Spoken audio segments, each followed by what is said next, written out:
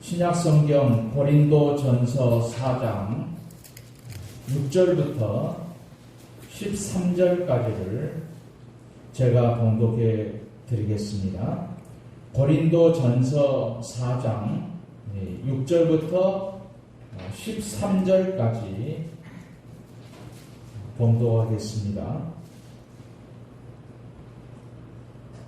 형제들아, 내가 너희를 위하여 이 일에 나와 아볼로를 들어서 본을 보였으니 이는 너희로 하여금 기록된 말씀 밖으로 넘어가지 말라 한 것을 우리에게서 배워 서로 대적하여 교만한 마음을 가지지 말게 하려 함이라.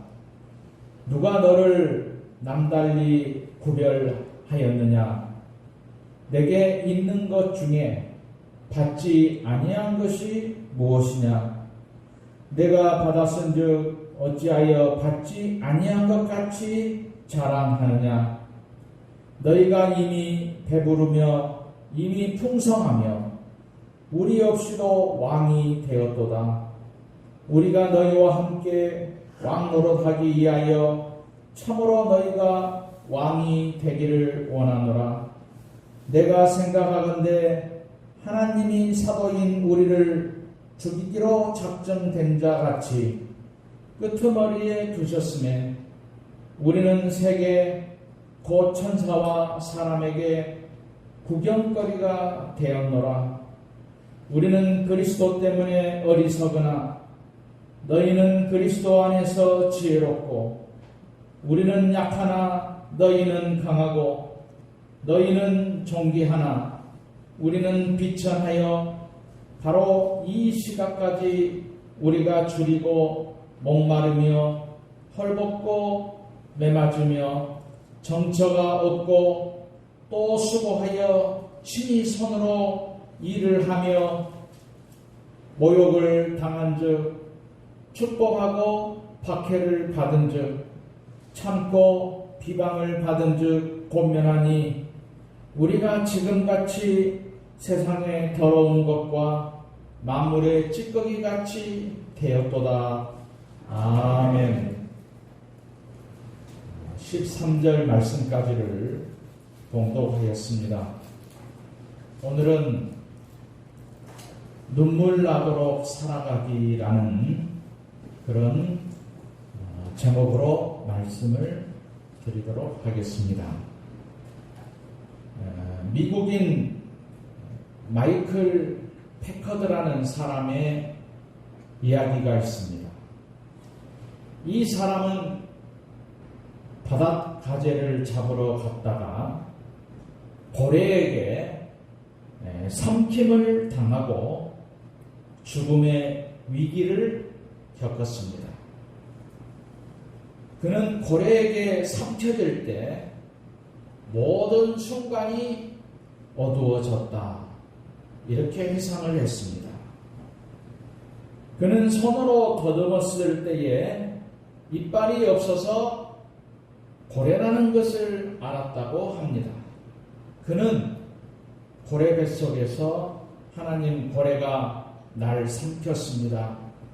여기서 나갈 수 있게 해 주십시오 라고 기도했습니다. 그는 고래 속에서 잠수 탱크로 숨을 쉴 수 있었고 1분 뒤에 순간 고래가 수면 위로 높이 올라 머리를 세차게 흔들더니 허공에 떴다가 물에 내려앉았다.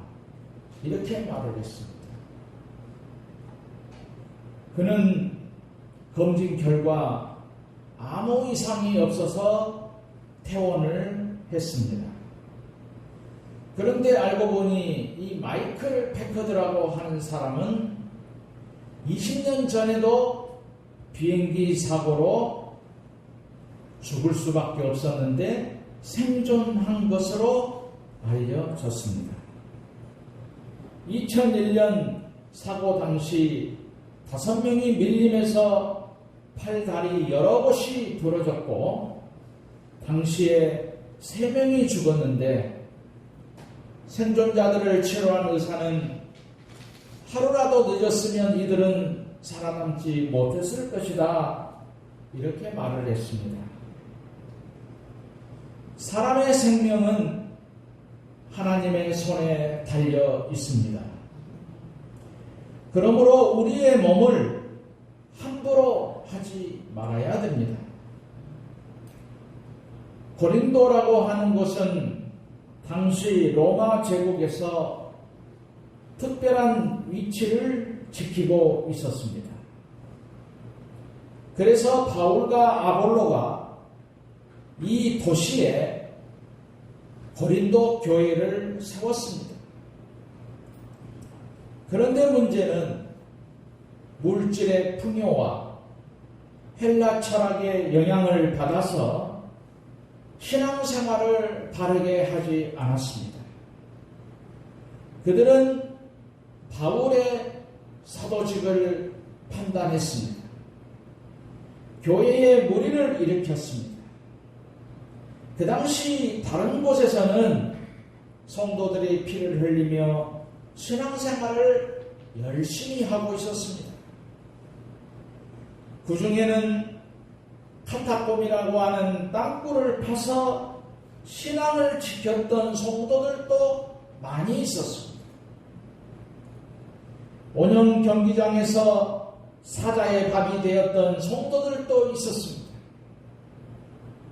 이 모든 것들은 지금도 로마의 역사의 흔적들이 고스란히 남아 있습니다.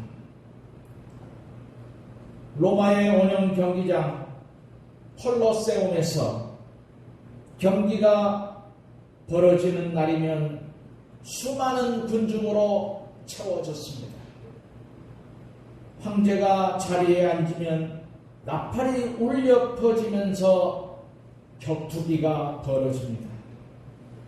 격투기는 노예나 죄수들이 합니다. 그들 중에는 그리스도인들도 있었지요. 이들은 죽을 때까지 싸웁니다.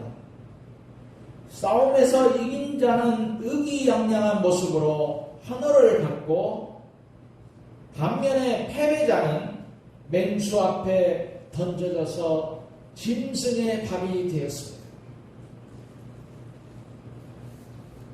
바울은 자신의 모습을 경기장 풍경에 비유하고 있습니다.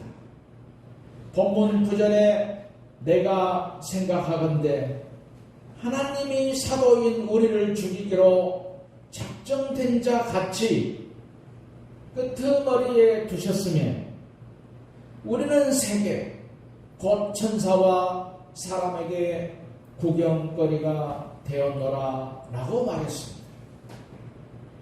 바울이 구경거리가 되고 있는 동안 고린도 교인들은 황제의 자리에 앉아서 영광을 누리고 있었습니다.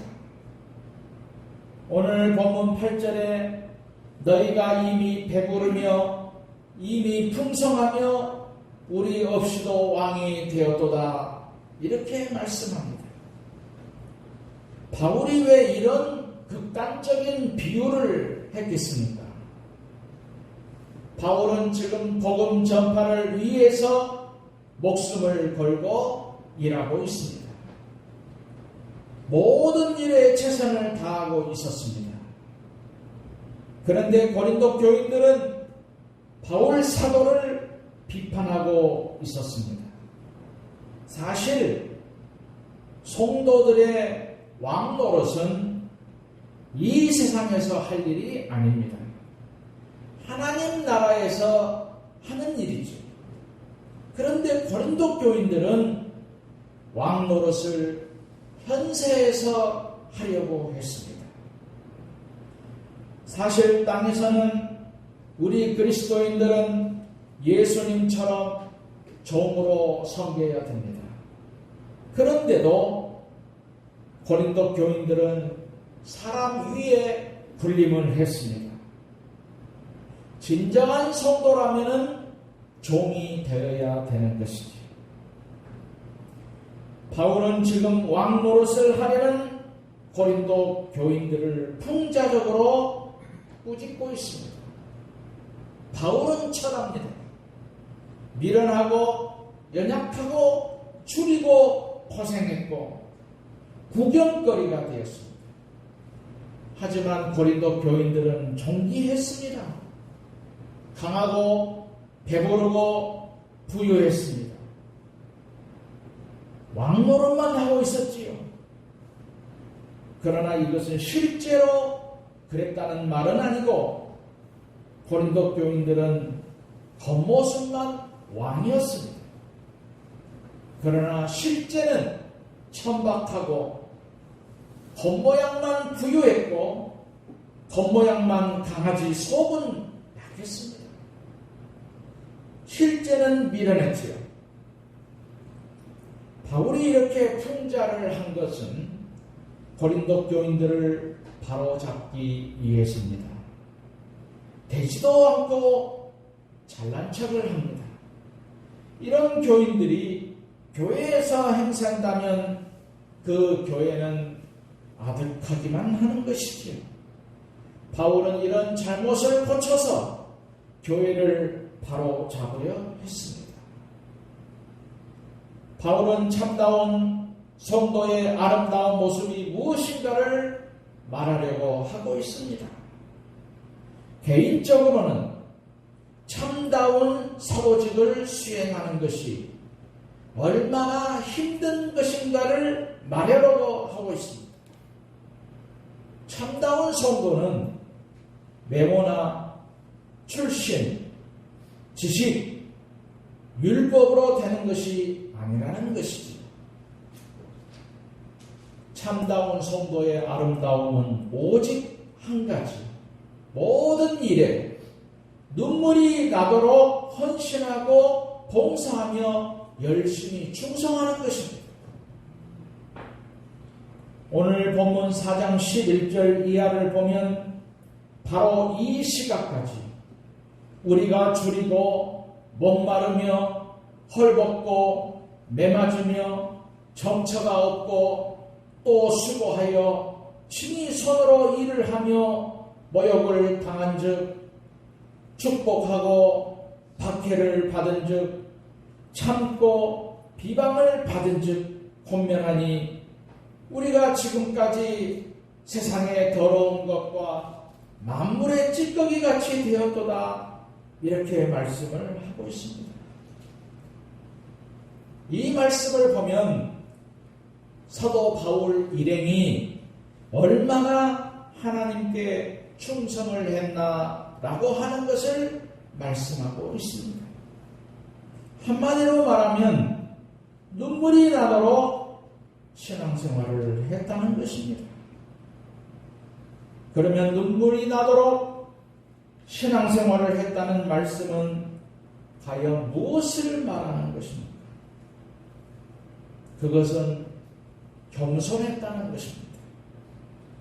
본문 7절 이하를 보면 서로 대적하여 교만한 마음을 가지지 말게 하려 함이라 말씀하고 있습니다. 교만한 마음을 가지지 말라는 것은 겸손하라는 것이지. 인간은 조금 잘난 것이 있으면 교만합니다. 그것을 자랑하고 싶어서 안달이 납니다. 그래서 토마스 아퀴나스는 교만은 우리의 영혼을 죽이는 죄다 이렇게 말을 했습니다. 잠언 16장 18절에도 교만은 패망의 선봉이요 거만한 마음은 넘어짐의 앞잡이니라 라고 말씀을 했습니다. 교만은 다른 사람들에게 정신적으로나 도덕적인 죄를 짓게 하는 원인이 되는 것입니다. 결국 죄는 다른 사람들보다 자신이 우월하다고 생각하게 됩니다. 그것은 다른 사람을 업신여기는 것이죠. 교만에는 몇 가지가 있습니다. 영적인 교만이 있지요. 영적인 교만은 하나님의 은혜보다도 자신을 더 내세웁니다. 자기가 하나님을 더 잘 섬긴다고 자부합니다. 다른 사람을 판단하지. 바리새인들은 자기들만 하나님을 바로 섬긴다고 여기다가 예수님을 십자가에 못 박았습니다. 우리는 영적으로 교만해서는 안 됩니다. 기성적인 교만도 있습니다. 사람이 좀 배워서 다른 사람보다 아는 것이 많으면 자기도 모르는 사이에 교만해지기 쉽습니다. 그런데 나에게 이처럼 지식을 주신 것은 다른 사람을 위해 봉사하는 겸손이 있어야 되기 때문에 우리에게 그와 같은 은혜를 주신 것입니다. 물질적인 교만도 있습니다. 신명기 8장 18절에 보면 내 하나님 여호와를 기억하라. 그가 내게 재물 얻을 능을 주셨습니다. 라고 말씀을 하고 있습니다. 재물 얻을 능력도 하나님이 주셨습니다. 그런데 내가 얻은 것처럼 생각하면 실수가 되는 것이죠. 정직하게 11조를 드리는 것은 나의 물질이 하나님께로부터 왔다는 고백이 되는 것입니다. 다니엘서를 보면 바벨론의 느부갓네살 왕이 교만해서 자기 궁전 높은 꼭대기에 올라 자기 동중을 내려다보며 내 능력과 지혜로 이 모든 성을 건설한 것이 아니냐 호언장담했습니다. 그 말을 하고 얼마 안 되어서 이 느부갓네살 왕이 미쳐버렸습니다. 들로 나가서 소처럼 풀을 먹고 머리털이 독수리처럼 되어서 지내다 다시 깨닫고 돌아왔습니다. 하나님은 교만한 자를 대적하십니다. 베드로전서 5장 5절에 보면 다 서로 겸손으로 허리를 동이라. 하나님이 교만한 자를 대적하시되 겸손한 자들에게는 은혜를 주시느니라 라고 말씀하고 있습니다. 겸손이 하나님과 동행하는 지름길임을 알아야 되는 것입니다. 그래서 유명한 교부 크리소스톰이 겸손은 모든 덕의 뿌리요 어머니요 기초다 이렇게 말을 했습니다.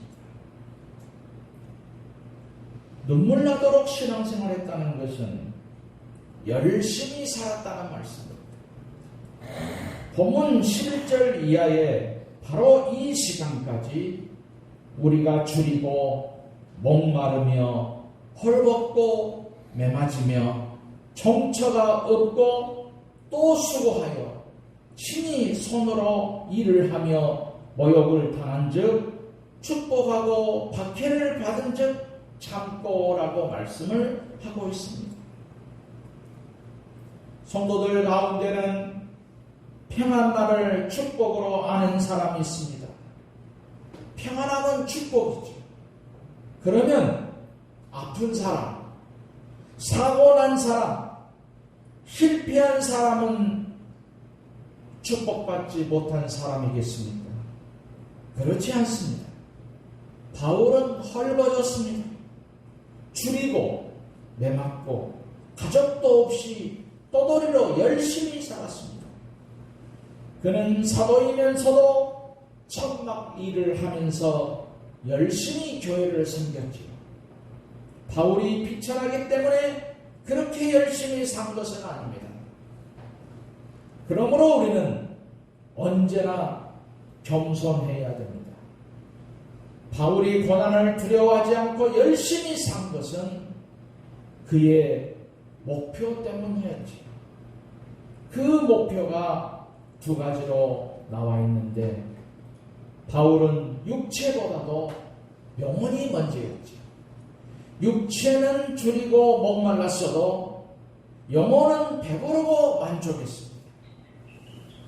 육체는 헐벗고 매맞아도 영혼은 부여하고 평안했습니다. 육체는 떠돌이라도 하늘의 집은 대골입니다. 육체는 수고하고 노동을 해도 영혼은 피곤치 않고 힘이 넘쳤습니다. 이것이 사도 바울이 겸손하고 그의 영혼이 먼저였다는 것을 우리에게 가르쳐주고 있습니다. 바울은 또한 다른 사람의 영혼을 구원하는 일이 먼저였습니다. 사명자는 나를 위해서라면 매맞을 이유가 없지요. 줄이고 헐벗을 이유도 없습니다. 다른 사람들의 영혼을 구원하려고 눈물이 나도록 열심히 살았습니다. 우리가 영적으로 열심히 살지 못하는 것은 영혼의 소중함을 덜 느끼지 못해서 그런 것입니다. 물질 중심으로 살면 영혼은 거지가 되는 것입니다. 진정한 하나님의 사람은 영혼이 중심이어야 됩니다. 참 성도는 다른 사람의 영혼을 위해서 헌신 봉사해야 합니다. 육체적인 고난은 두려워하지 않습니다. 담대하고 당당합니다. 요한복음 16장 33절에 세상에서는 너희가 환난을 당하나 담대하라 내가 세상을 이기었노라 말씀하고 있습니다. 참 성도는 인내로 승부하는 것이지.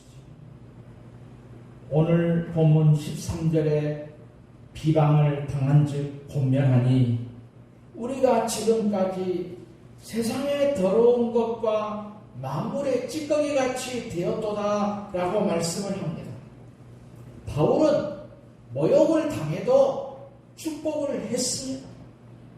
박해를 당해도 참았습니다. 힘없고 무능해서 그랬겠습니까? 영혼 때문에 그런 것입니다.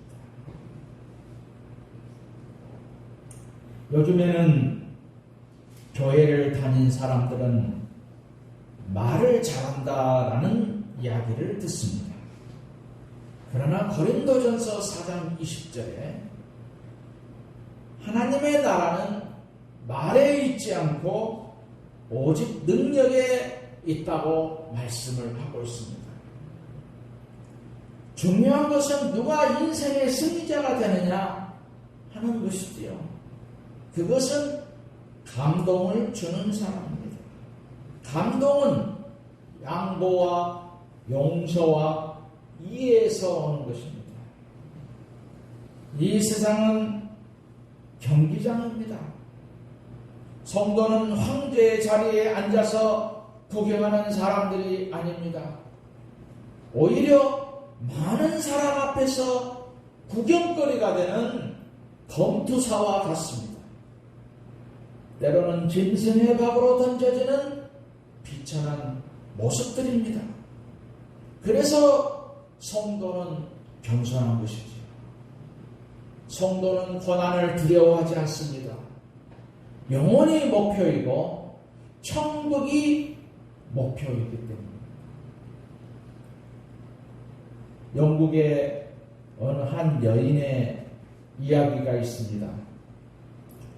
36살의 대장암 4기로 간과 폐에 전이가 되어서 25번 방사선 치료를 받고 39번 항암 치료를 견뎌냈지만은 죽음은 그를 끝내 놓아주지 않았습니다.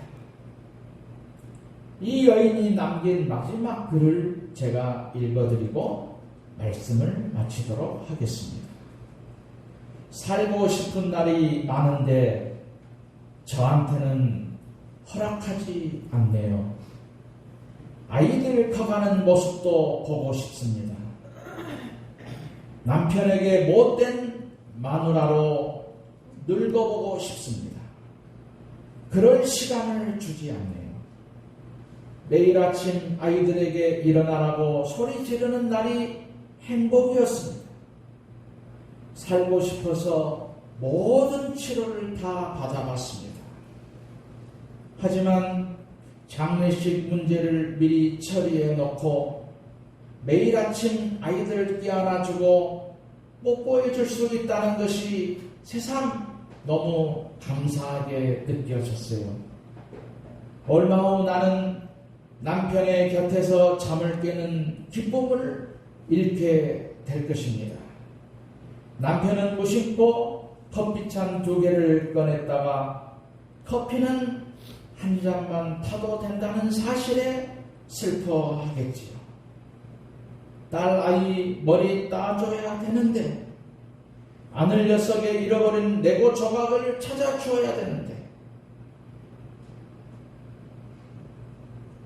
이 사람은 6개월 시한부 판정을 받았는데 2년을 더 살고 하나님 나라에 갔습니다.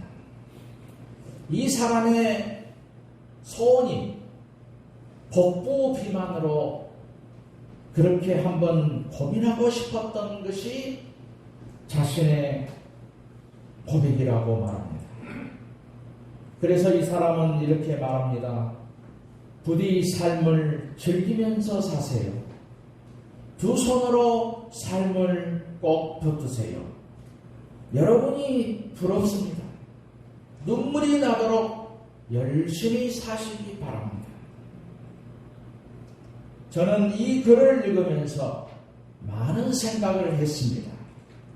나는 자신과 이웃에게 부끄럽지 않게 정말 열심히 살고 있는가? 우리는 더 열심히 믿음으로 살아가야 할 것입니다.